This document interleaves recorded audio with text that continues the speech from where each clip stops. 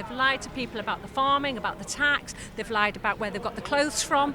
They've lied about a CV. Rachel Reeves about a CV. I mean, it's just, and she's I mean, everything that comes out of their mouths are lies. How can we trust this government? We need to get rid of them. People who work in, they're all pissed off with Labour. It's disgraceful what they're doing. Whitehall doesn't feel like it normally feels right now. Per square metre, there are far more Wellington boots, tweed jackets, waxed cotton and pink caps than you would ever find, and a lot of angry people as well. They're calling it and marching under the slogan, Starmer Farmer Harmer. This is all about the changes announced in the budget by Rachel Reeves, changes to the way that farms and farming estates are subject to inheritance tax. On paper, it shouldn't affect many people at all, yet Whitehall is absolutely packed and people are furious. On today's show, we're going to be asking, is this really a peasants' revolt or a revenge of the landowners? Welcome to the newsagents. Yes, but first, as we were saying, we are on Whitehall and we are surrounded by farmers. Very angry farmers, something that doesn't happen to us every day, being city boys that we are, living in North and South London, respectively. But we are here and they are really furious. And they are the latest interest group, I suppose you can put it that way, who are angry by some of Rachel Reeves's proposals that she announced in the budget. And just quickly to explain what this is all about, because we don't have many farmers in this country, really, in the grand scheme of things, and you probably haven't been following this that closely. But in the budget, Rachel Reeves announced reforms to something called Agricultural Property Relief, APR, and Business Property Relief, BPR, in terms of how they relate to inheritance tax for farmers. Basically, up to now, for many decades, farmers have more or less been exempt from inheritance tax duties because the argument has been that farming often isn't that profitable, and if you subject them to inheritance tax, it might break up, they'll have to sell their land. That would mean that you would break up family farms. Now, the government has said that actually this has been increasingly used by very wealthy people, basically as a tax avoidance scheme, because if you put all of your money that would normally be subject to inheritance tax into land as opposed to any other form of asset, say property or whatever it is, then basically you can pass it on tax-free. So they have proposed in the budget to reform APR and BPR, and inheritance tax relief for business and agricultural assets will now be capped at £1 million, with a new reduced rate of 20% being charged above that rather than the standard inheritance tax rate of 40%. The tax would then be payable in instalments over 10 years, interest-free. So they would still be a more generous regime for farmers, but people here are really, really angry because they're saying that would force them, they believe, to sell off their farms. The farm be worth more than 3 million. So, if I'm honest. So can you plan for that? Can't you just... You could do, but that means you've got to give it away straight away to my son, which I could do, but most farmers hold on to the land right to the end. If you give it away to your son or you're losing control, then the son's got to pay you a rent, or, well, you've somehow got to live. I don't think many farmers build up a pension plan. There's just not the money there to do it. Is it the inheritance tax, or is it all the rest of it that the government is I think this is probably the last nail, the last straw, isn't it? I think it is everything. I think the farmers are taking more and more pressure. There's more and more red tape on us. There's more and more bureaucracy. Everyone's following us, and this is probably the final straw, isn't it? We've got Joe here. How old are you, Joe? I'm 10. And why are you here? Because Starmer's bad. Because Starmer's bad? Do you want to expand on that a little bit? He doesn't like farmers. Right, and is your dad a farmer? Yeah. Shall I speak to your dad and he can tell me what he thinks? What do you think? I'm only a small farmer, but we've got a farm shop. So we're reliant on a lot of different farmers for our various goods that we sell. So I've sheep myself, but we've got my brother-in-law, who's the chair of the NFU. He's here. He's a dairy farmer. And so the dairy price is all over the blooming place for milk. But is the problem inheritance tax and what taxes you might pay, or is it just farming in general that's the problem at the moment? I think the scary thing is the inheritance tax, as the immediacy. We've got other problems with the overreach of the government, and we're all suffering. And I think it's interesting. I was on the way to the train, me and Joe, and I thought, let's put the placards up. People honking, people who are working, they're all pissed off with Labour. It's disgraceful what they're doing. What the farmers are arguing is that Rachel Reeves, by doing what she's doing, is solving one problem, i.e. very wealthy people buying land, so as a way of kind of avoiding inheritance tax, which they can then pass on to their children, but has created a whole new problem where farmers, they may have been farming this land for 50 years or so, are suddenly going to get clobbered. The family won't be able to pass it on to the next generation, as has been the tradition in British farming, because the inheritance tax bill will be so large. Now, there's a dispute over numbers, whereas the government is saying, well, it's only probably 500 estates that would be affected in the course of a year. The NFU, the National Farmers Union, are saying, well, where do you get those numbers from? It's going to be far more than that. And all sorts of people will be drawn into it because as farmland has grown in value, so the value of your farm has grown. Yeah, and indeed, the problem of rich people buying up land has in fact actually exacerbated this problem, because what it's done is it's driven up land prices enormously. England, Britain has some of the most expensive land prices anywhere in Europe, and therefore if you've got a farm which you've been sat on for 50 years, it's basically exploded in value. So if you die, then you could find yourself subject to inheritance tax. But you're right, there's basically a dispute at the heart of this about the figures, because the Treasury say it's 500 estates, the richest estates, people like James Dyson or Jeremy Clarkson, rich people who have bought up agricultural land.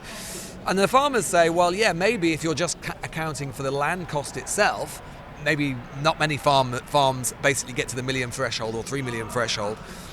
But then if you count all of the assets on that land, because farming machinery and everything tends to be so expensive, then you could get more farmers on it, and the government haven't necessarily been as clear with those figures as they could have been. But it is worth saying that with the regime as is being proposed, you could theoretically have an estate of £3 million and not pay a penny of inheritance tax on it. Let me just explain what I mean by that. If you have a farm owned by two people and you intend to pass it on to a child or grandchild, well, what you will get is two standard £500,000 tax-free allowances. That's charged at the nil rate. You get 175 grand tax-free for the residence nil rate band.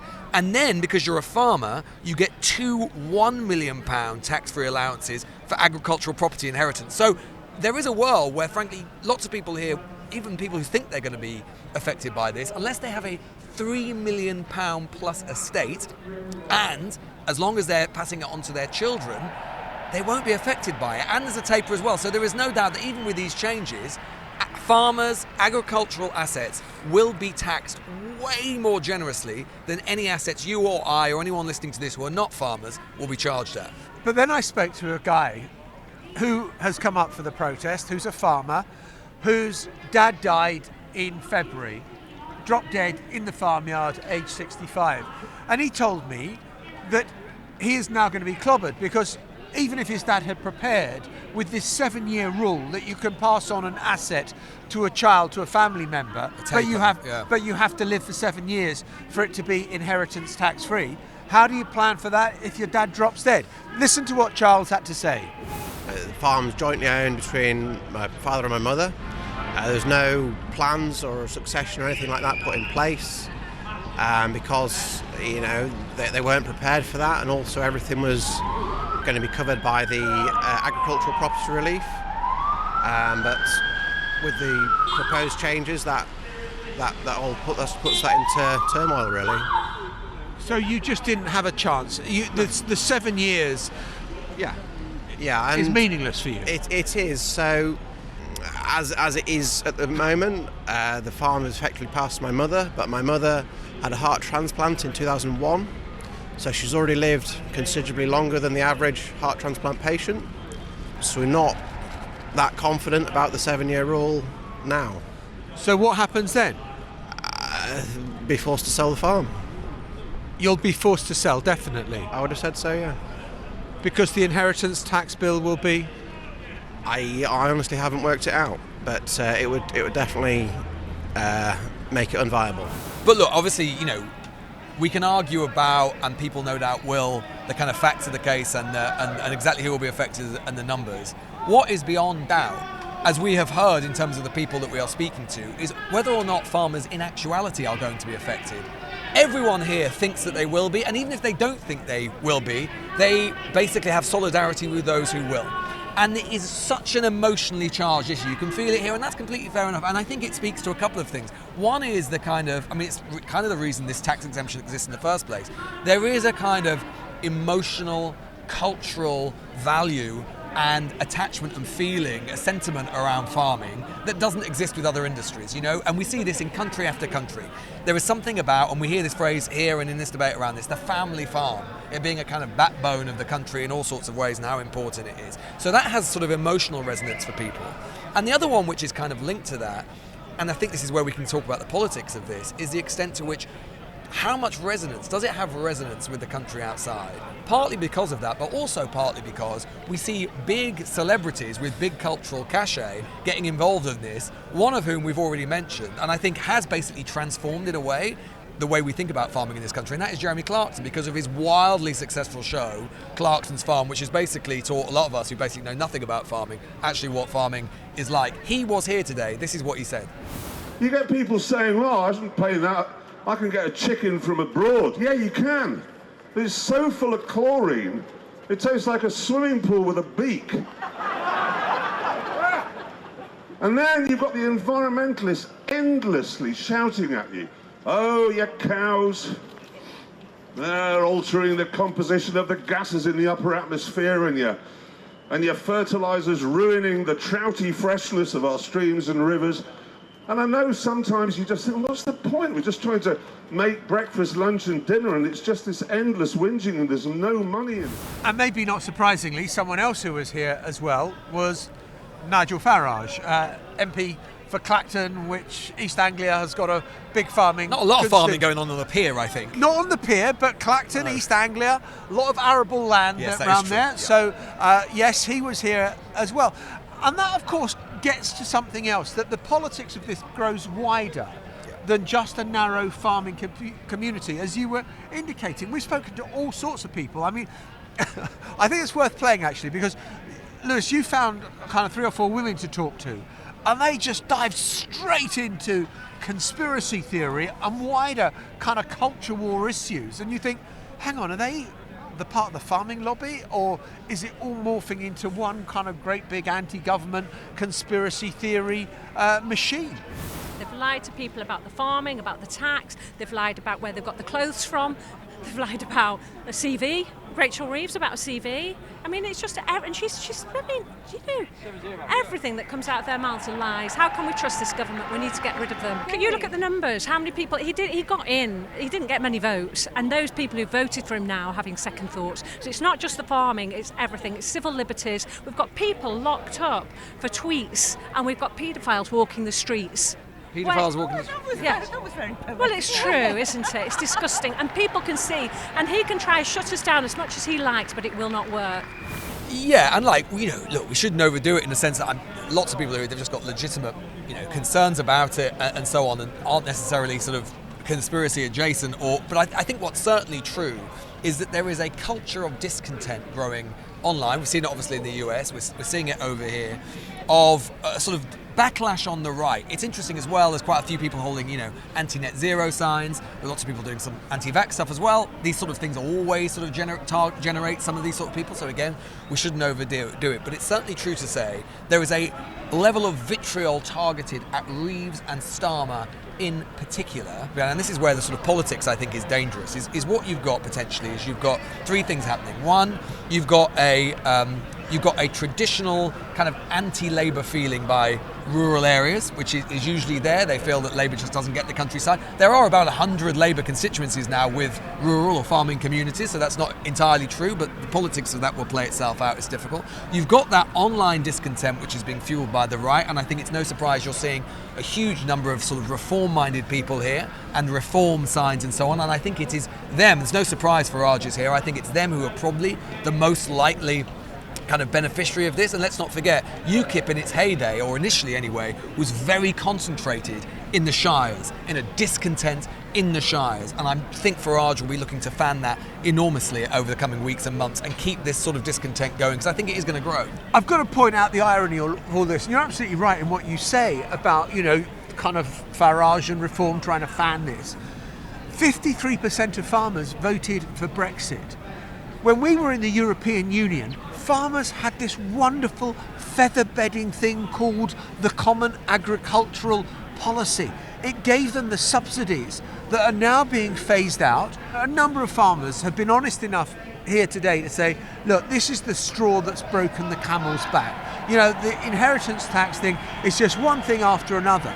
Actually, us leaving the European Union was hugely damaging for farmers, where the system of subsidies, because of the French mainly, and their huge emotional attachment to the land, or le terroir, as they like to talk about it in France, has meant that farmers had a much, much better deal of it before. I think in terms of how the politics of this plays out, it's really interesting, because we have seen in other countries, this is relatively unusual for Britain, seeing this kind of mass agricultural kind of unrest in this way.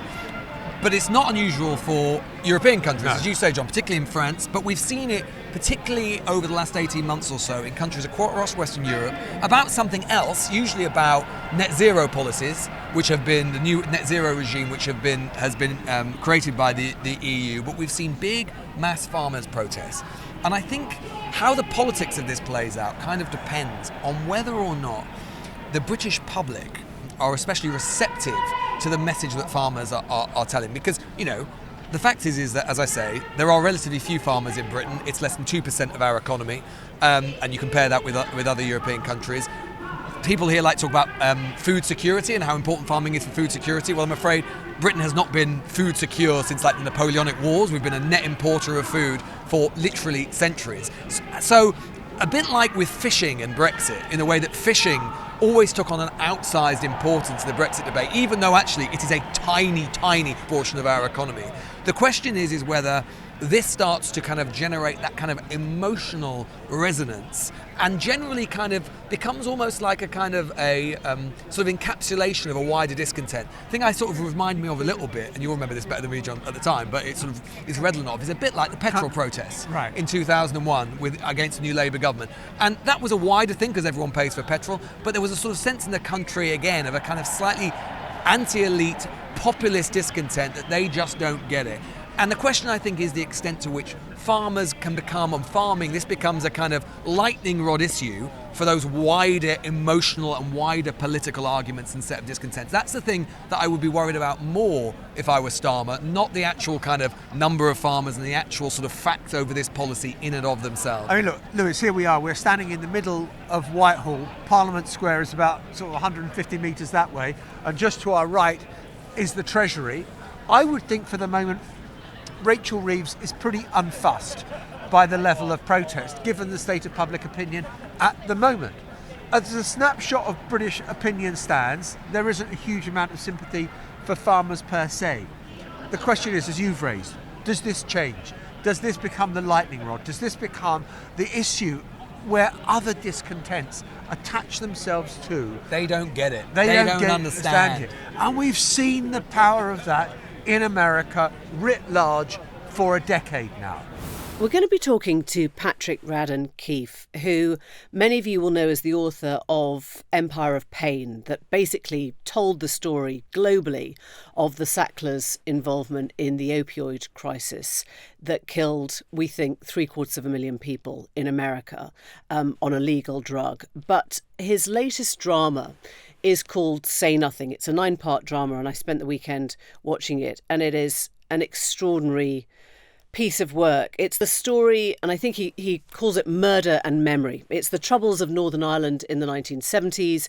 It is a messy, violent, terrifying time when those pledged to their causes are prepared to die for them or to starve like martyrs, when neighbours are spying on neighbours, when people are being disappeared without trace or shot at point blank by men in balaclavas. And it opens with the abduction of one woman, Jean McConville. She's a mother of 10 and she is led away from her council house with her children watching.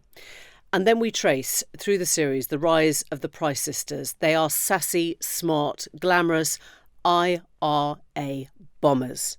And Patrick, who is a writer for The New Yorker, comes at this from the outside. Patrick, how did you come to it? Dolores Price, whose picture is actually on the cover of the book and on the poster for the series, died in 2013. It's crazy for me to think this is more than a decade ago. I happened to read her obituary in the New York Times. And, she was quite a well-known name in Belfast, but it was not a name that I knew. And I had thought of the Troubles, I think, as a very male story. And so I was just intrigued to learn that there was this young woman who had been the first real kind of frontline soldier who was a woman in the IRA, and that she'd gone on to bomb the Old Bailey and go on hunger strike and live this very colorful life. And then I think the thing that really sparked my interest was learning that later in life, after the Good Friday Agreement, she was kind of starting to look back on some of the things she'd done in her youth with some misgivings and wonder, what was it all for? A lot of young British millennials, our listeners now, have told me that this is a real gap in their knowledge. They didn't live through this. They came of age after the Good Friday Agreement. And I compare that to people our age who actually have found this too difficult to watch because it is so raw and so uncomfortable. Does this feel like history to you? Well, it doesn't. When I was writing the book, it did. So I started, my first trip to Northern Ireland was actually a decade ago this winter. And it's a decade ago really right now. And I made 7 trips over the course of doing the book. And during that time, the book came out in late 2018, I was thinking of this as sort of a story. I thought of myself as kind of a foreign correspondent writing about a series of historical events, albeit a history that was still very kind of alive and dangerous in Northern Ireland.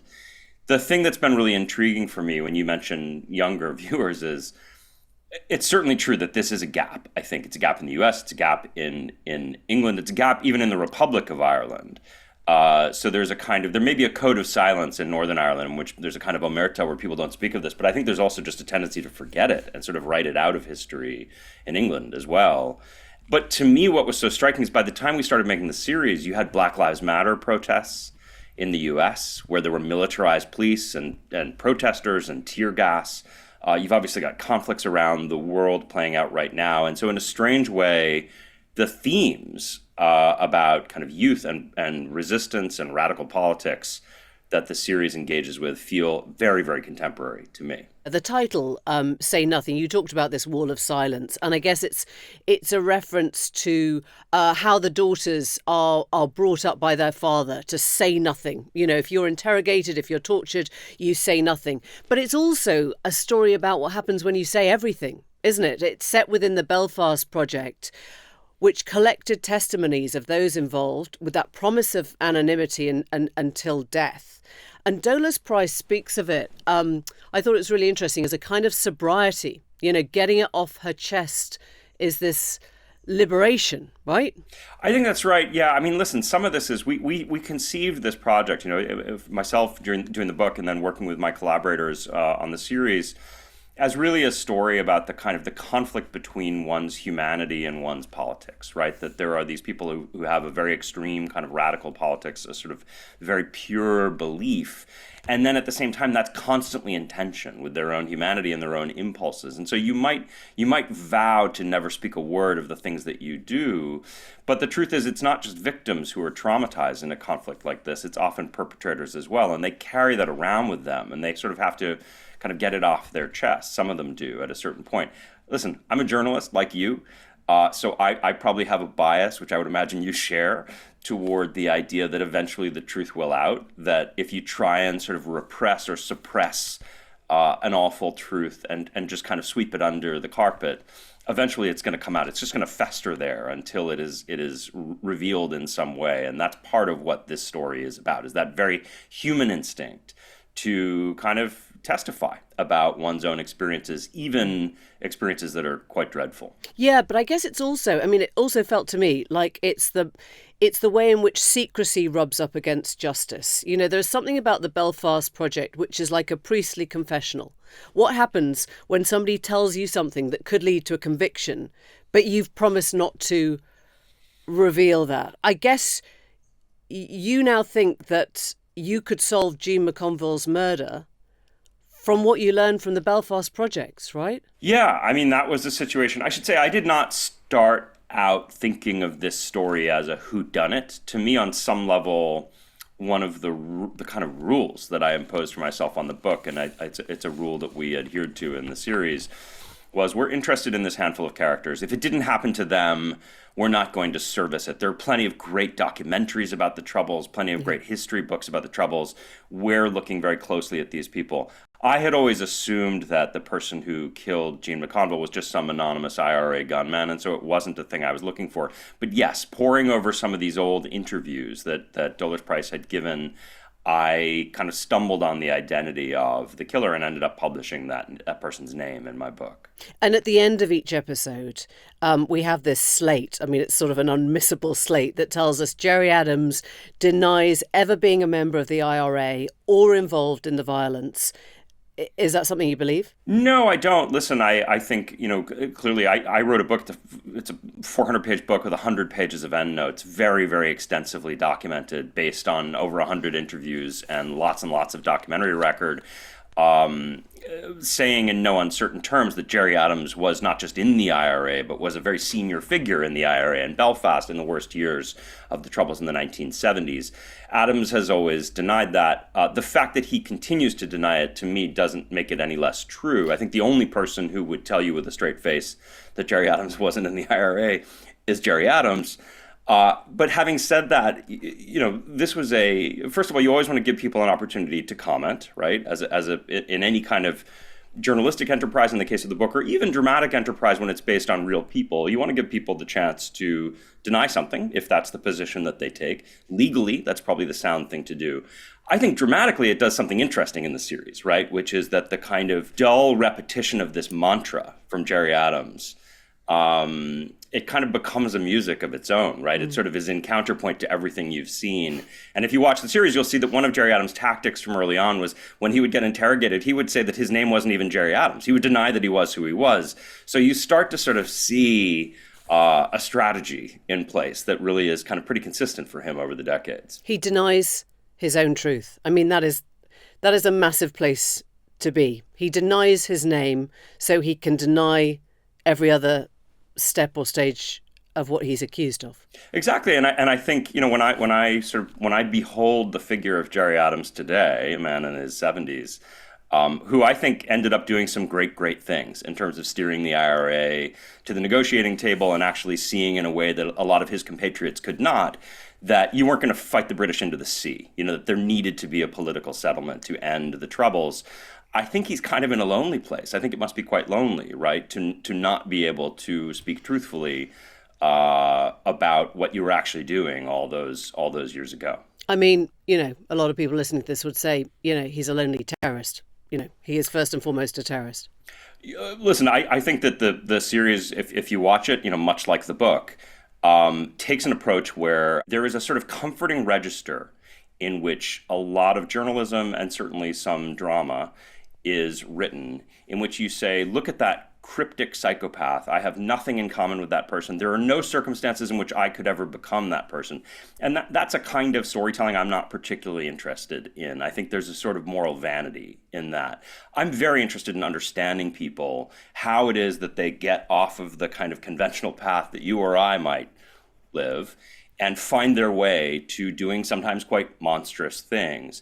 And so in the case of Adams, I would say, if you watch the series, it is pretty unblinking about putting him in the place that he was and ascribing to him the things that he did. It's not looking to whitewash anything. Having said that, there is an effort to try and understand these people. Where did they come from? What was the situation that they were reacting to? And how is it that a person who might have lived an otherwise quite normal, conventional life in their early 20s in the 1970s would join an organization like the IRA and end up taking up arms against the state? Did you have any contact with him? Were you in touch with him at all? No, I tried. This started as an article in the New Yorker that came out in 2015. And when I was working on that article, I got in touch with him through his people. And I said, I'm writing a story about the abduction and murder of Jean McConville in 1972.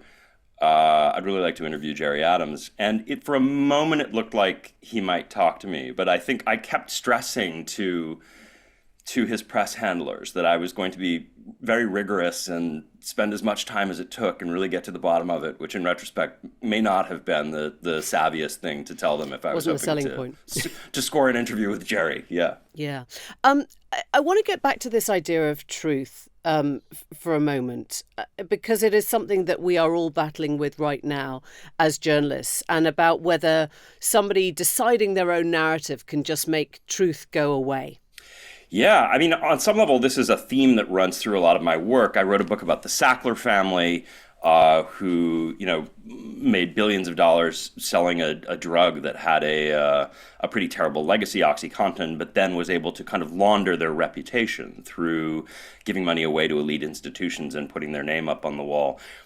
It's a subject that I'm really fascinated with, is the way in which, particularly the wealthy and the powerful, but also just the charismatic and the well-connected, are sometimes able to rewrite history in real time. And I think that there's an element of my work that is often trying to respond to that and say, well, no, actually, let's look a little more closely at this. I think the story is more complicated, and let's put the truth out there, sometimes, in opposition to these people. So I'm certain that Jerry Adams will not be an enthusiastic fan of this series, but I think that it is important sometimes to look very hard at history and not necessarily buy the version of it that somebody's selling you. Let's stick with the Sacklers for a second, because I remember hearing about the opioid crisis for the first time back in 2015. It was in Manchester, New Hampshire, and the person who was talking about it was one Donald Trump at a rally. And I'd love to know how much you think that scandal, that epidemic, defined the political direction of Trump and of America now. Well, I mean, listen, I wouldn't want to over-egg it. I think there are so many explanations for the rise of Donald Trump. And I mean, there are a bunch I could offer you that I think would probably be more, if you were to sort of cite one big fact. It's like, I think social media had a bigger role in it than the opioid crisis. But having said that, you've had a long-running public health crisis in the U.S. that's been going on for 3 decades now. Nobody knows exactly how many people it's killed, but the estimates now are kind of approaching 750,000 people dying of addiction and overdose.